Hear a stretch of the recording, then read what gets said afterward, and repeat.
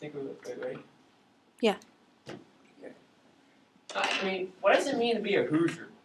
I mean, I know some of you guys probably have your ideas what Indiana's all about. It's cold, it sucks, it's flat, it's home of a football team that can't win a game to save its beeping life. I mean, maybe you just flat out hate Indiana. I know there are I hear there are more cons about Indiana than positive. Like it seems like we're all like a chipmunk trying to get away from the doghouse or something. I mean, it's like we're just trapped in this doghouse as chipmunks, so we're all like just trying to run away. I don't know whose dog that is, but that's a cute dog.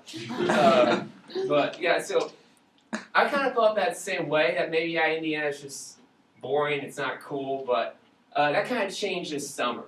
And bear with me, I'm going to explain how.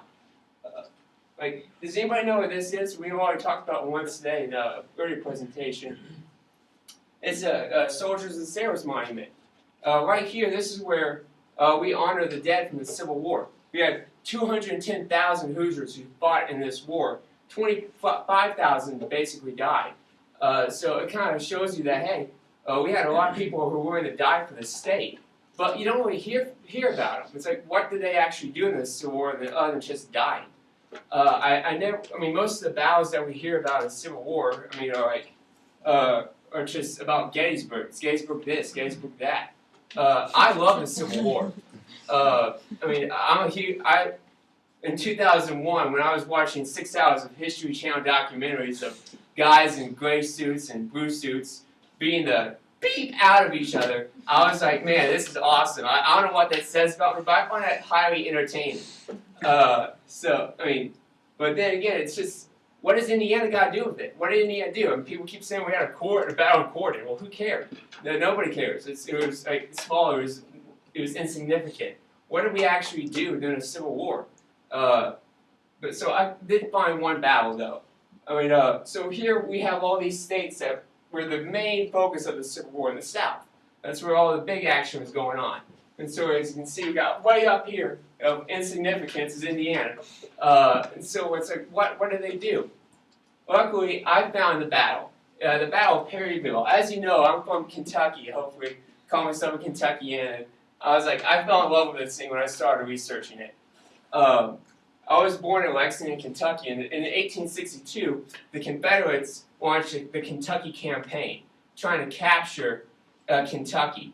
And if they get Kentucky, then Ohio and Indiana become next targets. And the next thing you know, there goes the neighborhood. I mean, because everybody would panic. Lincoln would be forced to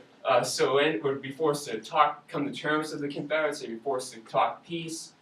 So the Union, they were basically stuck in Louisville and Cincinnati. Like they were hanging on in those spots. And so they decided to go and meet the Confederates in Lexington and Frankfort. But they met in Perryville, Kentucky. I mean, I can bore you with the details of the battle, but we don't have that time. But so Perryville is where the staging ground known as the Battle of Kentucky. And so who fought in the Battle of Perryville? There were a lot of people from Kentucky in the Union Army. There were people from Ohio. There were people from Michigan, Illinois, Wisconsin, and you better even believe it, there are a lot of Hoosiers. Hoosiers actually suffered the most casualties in the Civil War, in this battle. Like the 22nd Indiana suffered like 62% casualties. Like they got the crap kicked out of them, and so there was a lot of sacrifice made by Hoosiers trying to protect their state because they didn't want the Confederacy to come up there. So I have a little YouTube video that I recorded in August when I visited Perryville. I never thought I would show up to class. It's not that good quality, but bear with it.